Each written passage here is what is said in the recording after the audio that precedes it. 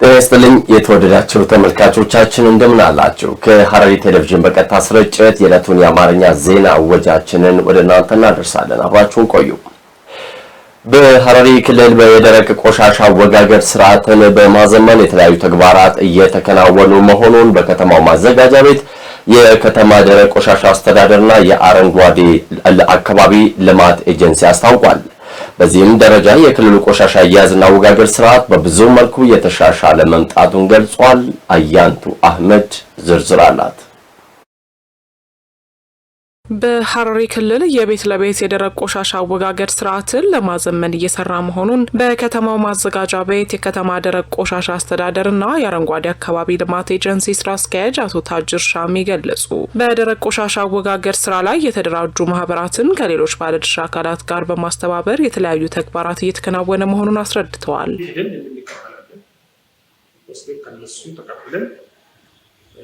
ማቆያ ቦታ ወስደን እዛው ወጥቶ ይጫላል። አንድ ሱ ከቤት ማለት ነው። አንዳንድ ቦታ ደግሞ ቀኑን ጠብቆ ማለት ነው። ቀን አለው ለእያንዳንዱ ሰፈር ቀን ተሰጥቷል። በዚህ ቀን ታወጣለህ ጠዋት፣ በዚህ ቀን ደግሞ እንጭላለን የሚል ማህበርና ህብረተሰብ መሀል ስምምነት አለ። ያ ስምምነት ነው አሁን ተግባራዊ እያደረገ ያለው። አሁን በየቀኑ ቀን ሙሉ እንዲያሰቡ አድርገናል። ይሄ አሁን የቀረው መንገዶች አሉ። የሸኮር አለ ገና ይቀራል። በየቦታው አስፋልት እየተሰራ ነው። ይሄ ከአጅብ ደከር እየሰራ ነው። ገና ሰው ይፈልጋል። ለምን አሁን በጣም ብዙ ቦታ መዝገጃ መቆጣጠር ይቻላል። ለምን ቀን ሙሉ አገልግሎት ለመስጠት ህዝቡም አገልግሎት ለማግኘት ከቤት ወጥቶ ቆሻሻ እንዳይ። አቶ ታጅር ካሁን ቀደም ቆሻሻን በሰፈር ውስጥ ገንዳ ላይ ይጣል እንደነበር አስታውሰው ይህም ለህብረተሰቡ ጤና ጠንቅ እንደነበርና አሁን ግን መከልከሉን ገልጸዋል። ቤት ለቤት የሚደረገውን ለቀማ ለማስቀረት ከህብረተሰቡ ራቅ ያለ የቅብብሎች ጣቢያ ለማቋቋም በሂደት ላይ እንደሆኑ አክለዋል። ድሮ ምን ይሆን ነበር? ድሮ በእያንዳንዱ ሰፈር ውስጥ ገንዳ አለ። ገንዳ ቦታ ሄዶ ሰው ይጥላል። የሚበሰብስም የማይበሰብስም ሁሉ ነገር እዛ ሄዶ ይጥላል። ከዛ ደግሞ ያ ሰፈር እንዳለ ይገባል። እዛ አካባቢ ያለው ሰው ይጎዳል፣ ለበሽታም ተጠቅሞ እሱ መንግስት ኦልሬዲ እንዳይሆን አድርጓል፣ ተከልክሏል። በቃ እሱ መሆን የለበትም። ቅብብሎች ጣቢያ አሁን እንደ ክልል እየጠየቅን ነው። ከተማ ልማት ጠይቃለሁ፣ አሁን እንሰጣለን እያሉ ነው። እነሱ ከሰጡ ቅብብሎች ጣቢያ ከሰው ቤት ራቅ ብሎ የሆነ ቦታ ተዘጋጅቶ እዛው ሰበስብና እዛው ለይተን ፌስታሉን እዚህ ያስቀርተን እንወስዳለን ማለት ነው። ህብረተሰቡ የሚበሰብስና የማይበሰብስ ቆሻሻን በመለየት ለማህበራቱ መስጠት እንደሚገባ ጠቁመው ይህም ስራን ቀልጣፋና ጊዜን ቆጣቢ በማድረግ ተመልሰው ስራ ላይ የሚውሉትን እንደገና ስራ ላይ እንዲውሉ ለማድረግ እንደሚረዳ ገልጸዋል። አንደኛው ቤት ለቤት ሰዎቹ ስልጠናም ተሰጥቷል፣ እንዲያውቁ አደረገናል። ማድረግ ያለበት እነሱ የሚወጡትን ከቤት የሚወጡትን ቆሻሻ በሁለት ቀረጢት አርጎ ወይም ቀረጢቶች ሁለት ተባ ሆኖ አንዱ የሚበሰብስ አንዱ የማይበሰብስ አርጎ የሚሰጥ ነው ከቤት ለቤት። እሱም እንደዛ ነው መስጠት የነበረበት። ግን እስከ አሁን በአንድ ቀረጢት ውስጥ ነው የሚሰጡት። እኛ ነው መለየት ያለብን እንጂ እነሱ አይደለም። እስካሁን ግን መሆን የነበረበት ሁለት ቦታ አድርጎ ሁለት ቀረጢት አድርጎ ህብረተሰቡ መስጠት አለበት ለማህበሩ ማለት ነው። ከዛ ፌስታሎች አሁን ያው ታውቃላችሁ፣ ፌስታል እንዴት እንደሰራ እያለን ታውቃላችሁ። ኮቤክ የሚባል ድርጅት አለ፣ ሌሎች ድርጅቶችም አሉ። ለነሱ ይሰጣል። ፌስታል ተሰብስቦ የነሱ ይሰጣል፣ ሪሳይክል ሆኖ ወደ ሌላ ስራ ይገባል ማለት ነው። ለአረንጓዴ ልማት ስራው የክልሉ መንግስት ትልቅ ትኩረት በመስጠት በጀት በመመደብ እየሰራ መሆኑን ገልጸው ይህም ሐረር ከቀደመ ስሟ በተለየ መልኩ ጽዱ፣ ውብና ማራኪ ለነዋሪዎቿ ምቹ የመናፈሻ ስፍራ ከመሆን አልፋ የጎብኚዎችም ቀዳሚ ምርጫ መሆኗን አቶ ታጅር ጨምረው ተናግረዋል። ወደፊት እንሰራለን። በጣም ትኩረት ተሰጥቶበት የክልል ካቢኔዎችም ፕሬዝዳንቱም በጣም ትኩረት ተሰጥቶበት በጀት ራሱ ኢቭን በጀት ስናጣና እኛ ስንቸገር እንደ መንግስት በጀት ደጎማ ተደርጎበት እየተሰራ ነው። በጣም ጥሩ ደረጃ ላይ ነው ያለው። በየቦታው እየተሰራ ነው። እሱ ብቻ አይደለም፣ ፕላዛም እየተፈጠረ ነው። ሀረር ውስጥ ቢሮ ጠባብ ነው፣ ቦታ በጣም ጠባብ ነው። ሰው ወጣ ብሎ መዝናናበት የለም አልነበረም። አሁን ሰው ወጣ ብሎ መዝናናት ያለበት ቦታ በጣም እየበዛ ወጣ። በመጨረሻም አቶ ታጅር ህብረተሰቡ በእኔነት ስሜት የአካባቢውን ንጽህና መጠበቅና መንከባከብ እንዳለበት መልእክት አስተላልፈዋል። በሐረሪ ክልል ባለፉት 6 ወራት በተያዘው ግማሽ ዓመት ብቻ 3580 ዩኒት ደም መሰብሰቡን የሐረሪ ክልል ደምና ህብረ ሕዋስ አገልግሎት አስታወቀ። በቀጣይም ለህብረተሰቡ የደም የመለገስ ባህሉን በማሳደግ ተጨማሪ ደም የመለገስ ባህሉን ሊያሳድግ ይገባል ሲሉም ተመላክቷል። ፍቃዱ በላይ ተጨማሪ አለው። በተያዘው ግማሽ በጀት ዓመት 3580 ዩኒት ደም መሰብሰቡን የሐረሪ ክልል ደም ባንክ አገልግሎት አስታውቋል። የሐረሪ ክልል ደም ባንክ አገልግሎት ኃላፊ ወይዘሮ አረፋት ማህዲ ለሐረሪ ብዙሃን መገናኛ ኤጀንሲ እንዳስታወቁት በክልሉ በተያዘው ግማሽ በጀት ዓመት 7750 ዩኒት ደም ለመሰብሰብ ታቅዶ 3580 ዩኒት ደም መሰብሰብ መቻሉን አስታውቀው በዚህም የዕቅዱን 75 በመቶ ማከናወን መቻሉን አስታውቀዋል። የደም ማሰባሰብ ሂደቱም ደም ለጋሾች በደም ባንክ አገልግሎት በመገኘትና በተለያዩ መንግስታዊና መንግስታዊ ባልሆኑ ተቋማት በመዘዋወር ደም የመሰብሰብ ስራ እየተሰራ ይገኛል ብለዋል። ከደም ስርጭት ጋር በተያያዘም በምስራቅ ሐረርጌ ለሚገኙ ሆስፒታሎችና ጤና ተቋማት ደምን ተደራሽ የማድረግ ስራ እየተሰራ እንደሚገኝ ጠቁመው በተያያዘም ከወረዳዎች ጋር ደም የመሰብሰብ ስራ በትኩረት እየተሰራ ይገኛል ብለዋል። ስለዚህ ስኬት የከተማ አመራሩ ደም በመለገስና በማስተባበር ያሳየው ቁርጠኝነት ከፍተኛ አስተዋጽኦ ማበረከቱን ገልጸው የማህበረሰቡም ተሳትፎ የጎላ ሚና እንደነበረውም ገልጸዋል።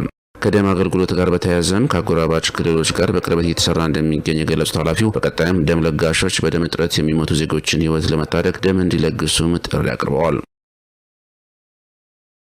ቀጥለናል። በሐረሪ ክልል ይታዩ የነበሩ የትራንስፖርት መጨናነቅና አላስፈላጊ የታሪፍ ጭማሪዎች አሁን ላይ እየተስተካከሉ መምጣታቸውን ያነጋገርናቸው የሐረር ከተማ ትራንስፖርት ተጠቃሚ የህብረተሰብ ክፍሎች ተናገሩ። ነዋሪዎቹ እንደዚህ አይነት ደንብ የማስከበር ስራዎች ከመዘመቻነት ባለፈ በዘላቂነት መቀጠል እንዳለባቸውም ተናግረዋል። ገዛኸኝ አራጌ የህብረተሰቡን አስተያየት አሰባስቦ በተከታይነት ይዘውታል። በሐረሪ ክልል በትራንስፖርት ዘርፉ የሚታዩ ብልሹ አሰራሮችን ከተቀመጡ ታሪፎች በላይ የሚደረጉ እንቅስቃሴዎችና የተለያዩ ህገወጥ ተግባራቶችን ለመቅረፍ ያለመ የተለያዩ ደንብ የማስከበር ስራዎች በስፋት እየተከናወነ ይገኛል። ይህንንም ተከትሎ ያነጋገርናቸው አንዳንድ የከተማው ነዋሪዎች እንደገለጹት በክልሉ የትራንስፖርት እጥረት ሳይኖር አላስፈላጊ የዋጋ ጭማሪ ይስተዋሉ እንደነበር ገልጸው በአሁኑ ሰዓት መንግስት እየወሰደ ባለው እርምጃ ለውጥ መኖሩን ገልጸዋል። በተለይም ከስራ ሰዓት መውጫና መግቢያ እንዲሁም ተማሪዎች ወደ ትምህርት ቤቶች በሚሄዱበት ሰዓት ከፍተኛ የትራንስፖርት እጥረት እንደነበር ጠቁመው በተደረገው ክትትልና ቁጥጥር ለውጥ ማየታቸውን ጠቁመዋል። እጅግ በጣም ችግር ነበረ። ኪሳችን ሁሉ ላይ ችግር ነበረ ማለት እንደው እንትን ነው፣ ጥሩ አልነበረም። አሁን ግን የተስተካከሉ ነገሮች እያየው ነው። ምንድነው የተስተካከለ ነገር? ሰው በስርዓቱ ይመጣል፣ ይሳፈራል። ባለሙያዎችም እዚህ አካባቢ ቆሞ ሁኔታዎችን እየተከታተሉ ስለሆነ አሁን በጥሩ ሁኔታ ተስተካክሏል ብዬ አስባለሁ። የተማሪ መውጫ ሰዓት ላይ መግቢያ ሰዓት ላይ እዚህ ጋር ያለ ጭንቅንቅ በጣም ጭንቅንቅ ነበረ ከዚህ በፊት ማለት ነው። እና በዚህ ሳምንት ውስጥ እኔ በጣም ለውጥ አይቻለሁ። ብዙም ሰዓት አትቆምም፣ ቢያንስ 10 ደቂቃ አቆምም አሁን። እና ቲቪኤሶችንም እያስገደዱ ያገኙትን መኪና ነው የመስሪያ ቤት መኪና ሳይቀር እያስቆሙ ነው እየጭኑ። እዚህ ጋር አስተባባሪዎችን በጣም እናመሰግናለን። እና ከዚህ በፊት በጣም ስራ እየረፈደብን ነበረ። ቆመን እዚህ ጋር መኪና በመጠበቅ በጣም መጉላላት ነበር። አብዛኛውን ጊዜ ወደ 4ኛ ለመሳፈር እዚህ ጋር ነው ታክሲ የምንጠብቀው። በጣም ክራውድን ነው የታክሲ ማግኘት። ፀሐይ ላይ ብዙ ሰዓት ነው የምንጠብቀው። ኦልሬዲ ብዙ ባጃጆች ያው እዚህ ጋር አይመጡም እና ከታች ከሸዋበር ቀጥታ ስለሚጭኑ እዚህ ጋር የማግኘት አድቫንቴጃችን በጣም ዝቅተኛ ነበር። አሁን ላይ ግን የክልሉ መንግስት ከመንገድ ትራንስፖርት ጋር ባደረገው ቅንጅት ጥሩ እንቅስቃሴ አድርገው እዚህ ጋር አሁን ላይ እነዛ ነገሮች ቀንሷል። ኦልሬዲ ፀሐይ ላይ ብዙ ሰዓት የምንቆይበት ነገር ቀንሷል። እንደመጣን እያስገደዱ ሌሎች ሚኒባሶችን እንዲተባበሩ እያደረጉ ባዷቸውን እንዳይሄዱ እያደረጉ ህብረተሰቡን እያገለገሉ ነው የሚገኙት። እጅግ በጣም እናመሰግናለን። ያው ጥሩ ነገር ነው ብቻ እያየን ያለ ነው። በጣም ጥሩ ለውጥ አለ። ይሄ አካባቢ በከፍተኛ ሁኔታ የትራንስፖርት እጥረት ወይም የታክሲና የባጃጅ እጥረት የሚታይበትና ዜጎች ለተለያየ እንግልትና ስርቆት የሚዳረጉበት ቦታ ነበረ። አሁን ላይ ግን ከሳምንት በፊት ትራንስፖርቱን የሚመሩት አመራሮች ጀምሮ በቦታው ላይ ተመድበው እየሰሩ ያሉ አመራሮች በተቀላጠፈ ሁኔታ ስፔሻሊ ቲቪኤሶች ህዝቡን ማገልገል በሚገባቸው ልክ እንዲያገለግሉ የሚደረግበት ሂደት እጅግ በጣም ጥሩ ነው። አሁን ላይ ችግሩ ከሞላ ጎደል እየተቀረፈ የመጣ ይመስለኛል። ነዋሪዎቹ አክሎም ቁጥጥሩ የነዋሪዎችን በተለይም የተማሪዎችን እንግልት ያስቀረበ መሆኑ ከዘመቻ ባለፈ በዘላቂነት መቀጠል እንዳለበት ገልጸዋል። የተጀመረው ስራ በዚሁ በጥሩ ሁኔታ ተጀምሯል። ይሄ እንዲቀጥልና ቁጥጥሩም እንዲቀጥል እና በዚሁ መንገድ እንዲቀጥል መልእክትን አስተላልፋለሁ። በተለይ ተማሪዎች ህፃናት ተማሪዎች አሉ ተሯሩጠው እንደ ትልቅ ሰው ሮጠው መኪና መያዝ የማይችሉ እነዛን ህፃናቶች እንትን ብለው አስተባብረው በጊዜ ወደ ቤታቸው ቢሸኟቸው ጥሩ ነው እና አይቻለው እያረጉም ነው እና በጣም እናመሰግናለን። በዚሁ ይቀጥል። ወደፊት መቀጠል አለበት። የሆነ ሰሞን እንደ ዘመቻ ተደርጎ መቆም የለበትም። በደንብ ህብረተሰቡ እንደዛ እንግልቶች እንዲያበቃው በስነ ስርዓት ተሳፍሮ እንዲሄድ ቋሚ ነገር መሆን አለበት ብለን እናስባለን። በዘመቻ ብቻ መቋረጥ የለበትም ብለን እናስባለን። ብዙዎቹ አንድ አፍታ ነው እኮ ቺን ሳምንት ነው 2 ሳምንት ነው 3 ሳምንት ነው የሚልና የተዛባ የሆነ ነገር እንዲወራ የሚፈልጉ ሰዎችም አሉ። ስለዚህ ማስተላለፍ የምፈልገው በቀጣይም ቀጣይነት ያለውና ህዝቡንም በተቀላጠፈ ሁኔታ ወደዚህ ስርዓት ሊያስገባ የሚችል አሰራር መቀጠል እንዳለበት ነው። ምክንያቱም ሰሞነኛ ሆኖ የሚቋረጥ ከሆነ ዞሮ የዘመቻ ስራ ነው የሚሆነው ማለት ነው። በተለይም መንግስት ደንብ የማስከበር ስራ በሚሰራበት ወቅት የተለያዩ አሉባልታ የሚነዙ አካላትን በማጋለጥ አሽከርካሪዎችም በተቀመጠላቸው ደንብና ስርዓት መንቀሳቀስ እንደሚገባ አመላክተዋል።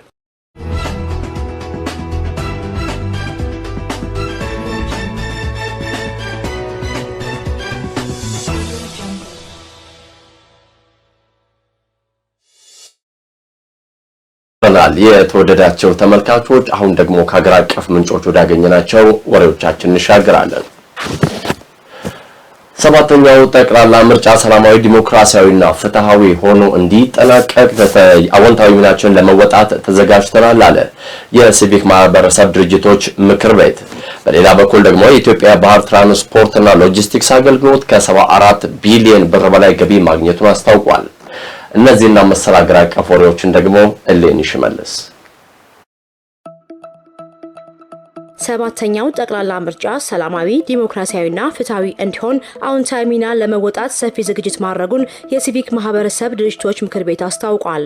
የምክር ቤቱ ፕሬዝዳንት አህመድ ሁሴን ከኢዚያ ጋር ባደረጉት ቆይታ በቀጣይ የሚካሄደው ሰባተኛው ጠቅላላ ምርጫ ሰላማዊ ዲሞክራሲያዊና ፍትሃዊ እንዲሆን ምክር ቤቱ ሰፊ ዝግጅት እያደረገ መሆኑን ገልጸዋል። ከ200 በላይ የሲቪክ ማህበራት በምርጫ ቦርድ ተመዝግበው ፈቃድ መውሰዳቸውን ጠቁመው ተቋማቱ ወደ ስራ መግባት የሚያስችላቸውን ምስክር ወረቀት ከምርጫ ቦርድ እንዳገኙ በይፋ ተግባራቸውን ይጀምራሉ ብለዋል። ከሀገራዊ ለውጡ ወዲህ አዲስ አዋጅ መውጣቱና ምቹ አሰራሮች መዘርጋታቸውን አስታውሰው ይህም የሲቪክ ማህበራት በሀገራዊ ጉዳዮች ላይ ያላቸውን ተሳትፎ ማሳደጉን ፕሬዝዳንቱ አውስተዋል። ተፎካካሪ የፖለቲካ ፓርቲዎች አማራጭ ሀሳባቸውን ለህዝብ የሚያስተዋውቁበትን መድረክ በማመቻቸት መራጮች የሚበጃቸውን አካል በእውቀት ላይ ተመስርተው እንዲመርጡ እንደሚሰሩን ገልጸዋል። በሌላ መልኩ የምርጫውን ሂደት ታማኝነት ለማረጋገጥ የሲቪክ ማህበረሰብ ድርጅቶች በታዛቢነት በመሳተፍ የድርሻቸውን እንደሚወጡም ጠቅሰዋል።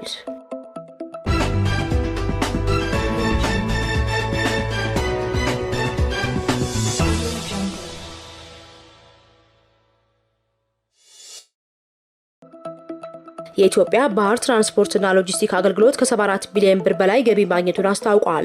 የኢትዮጵያ ባህር ትራንስፖርትና ሎጂስቲክ አገልግሎት ዋና ስራ አስፈጻሚ ኢንጂነር አብዱል በር ሸምሹ በህዝብ ተወካዮች ምክር ቤት የመንግስት የልማት ድርጅቶች ጉዳዮች ቋሚ ኮሚቴ ቀርበው የተቋማቸውን የ6 ወራት የእቅድ አፈጻጸም ሪፖርት አቅርበዋል። ዋና ስራ አስፈጻሚው ለቋሚ ኮሚቴው ባቀረቡት ሪፖርት በግማሽ ዓመቱ 65.5 ቢሊዮን ብር ለማግኘት ታቅዶ 74.43 ቢሊዮን ብር መገኘቱን ገልጸዋል። በጅቡቲ ወደብ በኩል ወደ ሀገር ውስጥ ከገባው 4.7 ሚሊዮን ሜትሪክ ቶን በላይ የደረቅ ጭነት ውስጥ ድርጅቱ 40 በመቶ የሚሆነውን ድርሻን በመሸፈን ማጓጓዙን አንስተዋል።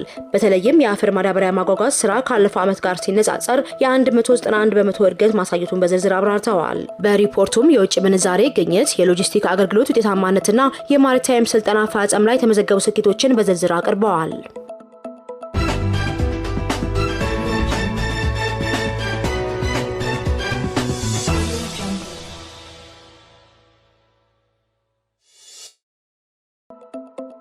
የኢትዮጵያ ፌዴራል ፖሊስ የተሽከርካሪ ሰሌዳን ቀይረዋል። የፌዴራል ፖሊስ ሎጂስቲክ ዋና መምሪያ ኃላፊ ረዳት ኮሚሽነር እሸቱ ፊጣ ከ50 ዓመታት በላይ አገልግሎት ላይ የነበረው የፌዴራል ፖሊስ ተሽከርካሪ ሰሌዳ የተዘበራረቀና ወጥነት የሌለው እንዲሁም ለቁጥጥር አመቺ እንዳልነበር ተናግረዋል። በንጽጽርም አዲሱ የተሽከርካሪዎች ሰሌዳ ከቴክኖሎጂ ጋር የተሳሰረና ከመረጃ ቋት ጋር የተጣመረ መሆኑን ጠቁመዋል። ሰሌዳው በህገወጥ መንገድ የማይዛባ ሚስጥራዊ መለያዎችን የያዘ መሆኑ ለቁጥጥር እንዲሁም የስራ እንቅስቃሴን ቀልጣፋ ከማድረግ አኳያ ከፍተኛ አስተዋጽኦ ይኖረዋል ያሉት። ይህም ኢትዮጵያ የጀመረችውን የዲጂታል 2030 ግብ ከማሳካትና አገልግሎቶችን ከቴክኖሎጂ ጋር የማስተሳሰር ትልም ጋር የተዛመደ መሆኑን ጠቅሰዋል። አዲሱ የሰሌዳ ስርዓት በነገው ዕለት በይፋ ይመረቃል።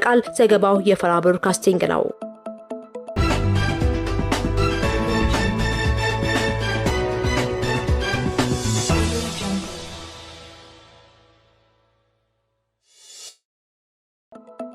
በኦሮሚያ ክልል በባሌ ሮቤና በቡራዩ ከተሞች የካንሰር ሕክምና ማዕከላት የተገነቡ መሆናቸውን የኦሮሚያ ክልል ጤና ቢሮ አስታውቋል። የጤና ቢሮ ኃላፊ ፕሮፌሰር ነጻነት ወርቅነህ ለጋዜጣ ፕላስ እንደገለጹት በክልሉ የሚከናወኑት 2 የካንሰር ሕክምና ማዕከላት ግንባታ በቀጣይ 2 ዓመታት ውስጥ ተጠናቆ ወደ ስራ ይገባል።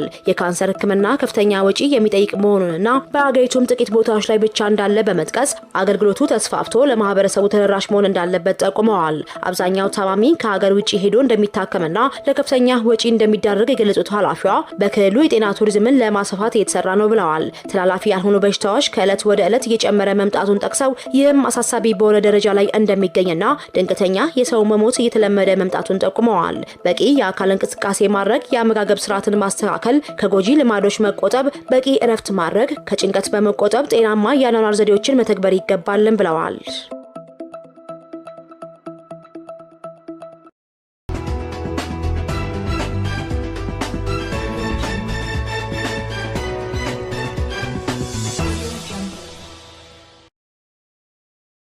የውጭ ዜና።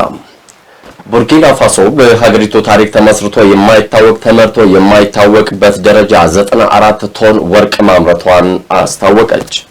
ቡርኪና በማዕድን ዘርፍ ያከናወነችው ማሻሻያ እርምጃዎች ለወርቅ ማዕድን ምርቱ መሻሻል የጎላ አስተዋጽኦ እንዳለውም የሀገሪቱ ሚኒስትር አስታውቋል። ምስጋናው ኃይሉ ተጨማሪ አለው። አፍሪካዊቷ ሀገር ቡርኪና ፋሶ አዳዲስ የኢኮኖሚ ማሻሻያ በማድረግ ዘርፈ ብዙ ለውጥ እያስመዘገቡ ካሉት ሀገራት ተርታ ተሰልፋለች። ቡርኪና አሁን ደግሞ በማዕድኑ ዘርፍ አዳዲስ ማሻሻያ በመተግበሯ በሀገሪቱ ታሪክ ታይቶ በማይታወቅ ደረጃም 94 ቶን ወርቅ በአንድ ዓመት ውስጥ ማምረት መቻሉን የቡርኪና ፋሶ የኃይልና የማዕድን ሚኒስትር ያኮቦ ዛቦሬ ጎቦ ገልጸዋል። እንደ አውሮፓውያን አቆጣጠር በ23-24 ዓ.ም ሲነጻጸር ከፍተኛ የወርቅ ምርት መሆኑን ያነሱት ሚኒስትሩ ከአሁን ቀደም ከ30 እስከ 42 ቶን ብቻ ይመረት ነበር ብለዋል። አሁን ግን በአንድ ዓመት ብቻ 94 ቶን በማምረት ትልቅ ምርታ በዘርፉ ተመዝግበዋል ሲሉ ተናግረዋል። ጎባም ለሀገሪቱ ጠቅላይ ሚኒስትር ባቀረቡት ሪፖርት ላይ እንዳብራሩት ሚኒስትር መስሪያ ቤቱ በዘርፉ የዕቅዱን 86.6 በመቶ ማሳካት መቻሉን ይፋ አድርገዋል። ለስኬቱ መመዝገብ ደግሞ የማዕድን ዘርፉ ድርሻው የላቀ ነበር ብለዋል። በወርቅ ማዕድን ፍለጋ ዘርፍ የተሰማሩ አነስተኛ ማህበራትና ግለሰቦች ትስስር በመፍጠር እንዲሁም በህገወጥ መንገድ እየወጣ የነበረው እናም ለገበያ ቀርብ የነበረውን ወርቅ መቆጣጠር መቻሉ ለስኬቱ መመዝገብ የበዛ አስተዋጽኦ ነበረው ብለዋል ሚኒስትሩ። የቢዝነስ ኢንሳይደር ዘገባ እንደሚያስረዳው የማዕድን ፍለጋ ስራው በአገሪቱ ዜጎች ቁጥጥር ስር ሆኖ መመራት መቻሉ ደግሞ ሌላው ለወርቅ ማዕድን ምርት ማደግ አስተዋጽኦ የነበረው ነው ብለዋል። በሀገሪቱ የማዕድን ልማት ዘርፍ ላይ የተሰማሩ 15 ኩባንያዎች ላይ የቁጥጥር ክትትል ስራዎች በተጠናከረ መንገድ መከናወኑ ሌላው የውጤቱ መገኘት ምክንያት ሆኖ ተጠቅሷል። መንግስት በህገወጥ መንገድ ከ10 ኪሎ ሜትር በላይ በቅብብሎሽ ከሀገሪቱ የወጣ የነበረው መተላለፊያ ሙሉ በሙሉ መዝጋቱ ሌላው ስኬቱ መሆኑን ሚኒስትሩ ይፋ አድርገዋል። የቡርኪና ፋሶ ኃይልና ማዕድን ሚኒስትር ያኮቦ ዛቦሬ ጎቦ አያይዘውም በኃይል አቅርቦት ዘርፍም ልዩ ትኩረት በመስጠት በገጠር አካባቢ 25000 በላይ የመንገድ ዳር መብራቶችን መትከል መቻሉን ገልጸዋል። ከዚህ ባሻገርም ቤት ለቤት ኤሌክትሪክ ኃይል ለማዳረስ በተሰራ ስራም 160,000 ቤቶች ሙሉ በሙሉ የኤሌክትሪክ ኃይል ተጠቃሚ እንዲሆኑ መድረግ መቻሉን ገልጸዋል። ሚኒስትሩ በመጨረሻም በ26 የማዕድንና የኃይል አቅርቦት ሉዓላዊነትን ለማረጋገጥ በቁርጠኝነት እንደሚሰራም አረጋግጠዋል። አሜሪካ ወደ ጦር ሰፈሯ ወይም ደግሞ ወደ ጦር መርከቧ ሲበር የነበረን የኢራን ድሮን መጥቼ ጣልኩኝ ስትል ተናገረች። የትላንቱን የድሮን ክስተት በተመለከተ ግን እስካሁን ድረስ ከቴህራን በኩል የተሰጠ ምንም አይነት አስተያየት የለም ሲል ቢቢሲ በድህረ ገጹ አስነብቧል። ባህር ጠንክር ተጨማሪ አለው። አሜሪካ በአረቢያ ባህር ላይ ወደሚገኘው አውሮፕላን ተሸካሚ መርከቧ በኃይል ሲቃረብ የነበረ የኢራን ድሮን መታ መጣሏን የሀገሪቱ ጦር ቃል አቀባይ ገለጹ። ድሮን ላይ ጥቃት የፈጸመው የዩኤስ አብርሃም ሊንከን ከተባለው ግዙፍ የአሜሪካ ጦር መርከብ የተነሳ F-35C የተሰኘ የራዳር እይታን የሚያመልጥ ተዋጊ ጄት እንደሆነ የአሜሪካ ማዕከላዊ ዕዝ ቃል አቀባይ ካቴን ቲሞ ተናግረዋል። እንደ ቃል አቀባዩ ገለጻ የማክሰኞ ዕለቱ ራስን የመከላከል እርምጃ የተወሰደው አውሮፕላን ተሸካሚ መርከብ ላይ ሰራተኞቹን ለመጠበቅ ሲባል ነው ብሏል። ሲበር የነበረበት ዓላማም ግልጽ እንዳልሆነ የተነገረው ድሮኑ በሚጠጋበት ወቅትም የአሜሪካ ጦር መርከብ ከኢራን የባህር ዳርቻ በግምት 805 ኪሎ ሜትር ርቀት ላይ እንደነበርም ተገልጿል። ከዚህ ክስተት ጋር በተያያዘ የተጎዳ የአሜሪካ ወታደርም ሆነ ንብረት የለም ተብሏል። ይህ ሁኔታ የተፈጠረው በአሜሪካና ኢራን መካከል ያለው ውጥረት እየበረታ መሆኑን ተከትሎ ዋሽንግተን በቀጠናው ያላትን ወታደራዊ ኃይል እያጠናከረች ባለችበት ወቅት ነው። የአሜሪካ ፕሬዝዳንት ዶናልድ ትራምፕ ኢራን የኒኩሌር ፕሮግራሟን ለመገደብ የሚያስችል ስምምነት ለመፈጸም ድርድር ካላደረገች እርምጃ እንደሚወሰድ ዝተዋል። ከዚያ አስቀድሞም ደግሞ የሀገሪቱ መንግስት በተቃውሞ ሰልፈኞች ላይ የወሰደው እርምጃም በመቃወም ጣልቃ እንደሚገቡ ሲያስጠነቅቁ ነበር። የኢራን ድሮን ተመቶ ከወደቀ በኋላ ከፎክስ ኒውስ ጋር ቆይታ ያደረጉት የዋይት ሃውሱ ፕሬስ ሴክሬታሪ ካሮሊን ሊቬት አሜሪካና ኢራን በዚህ ሳምንት መጨረሻ ለማካሄድ የቀጠሩትን ድርድር አሁንም እንደተጠበቀ መሆኑን ተገልጿል። ትራምፕ ሁልጊዜም ለዲፕሎማሲ ቅድሚያ ለመስጠት ቁርጠኛ እንደሆኑ የተናገሩት ፕሬስ ሴክሬታሪዋ ነገር ግን ሁሉም ቢሆን ወታደራዊ ኃይልን መጠቀም ጨምሮ የተለያዩ አማራጮች ጠረጴዛ ላይ እንዳሉ አስገንዝበዋል። የኢራን ጠቅላይ መሪ አያቶላህ አሊ ካሚኒ በበኩላቸው አገራቸው ላይ የሚፈጸም ማንኛውም አይነት ጥቃት ቀጠናዊ ጦርነት እንደሚያስነሳ ማስጠንቀቃቸው ይታወሳል። የትላንቱ የድሮን ክስተት በተመለከተ ግን እስካሁን ድረስ ከቴህራን በኩል የተሰጠ አስተያየት የለም። በሌላ በኩልም ማክሰኞ ዕለት የኢራን እስላማዊ አብዮታዊ ዘብ በሆርሙዝ የባህር ወሽመጥ ላይ ሲያልፍ በነበረ የአሜሪካ ባንዲራ የሰቀለና አሜሪካዊ ሰራተኞችን የያዘ የንግድ መርከብ ላይ ትንኮሳ እንደፈጸመ የአሜሪካ ጦር ገልጿል። ይሁን እንጂ ለመርከቡ ወታደራዊ ድጋፍ እንዲቀርብ ተደርጎ ሁኔታው እንደተረጋጋና መርከቡ በሰላም እንዳለፈ ካፒቴን ሃውኪንስ ገልጸዋል። የተወደዳችሁ ተመልካቾቻችን ከሐረሪ ቴሌቪዥን በቀጥታ ስርጭት የአማርኛ ዜና ወጃችን ወደ እናንተ ሲደርሱ የነበሩትን ይመስላሉ። ከመላው ስርጭት ባለሙያዎች ጋር ሲሳይ ዘሪሁን ወሬዎቹን መራው። ሰናይ ጊዜ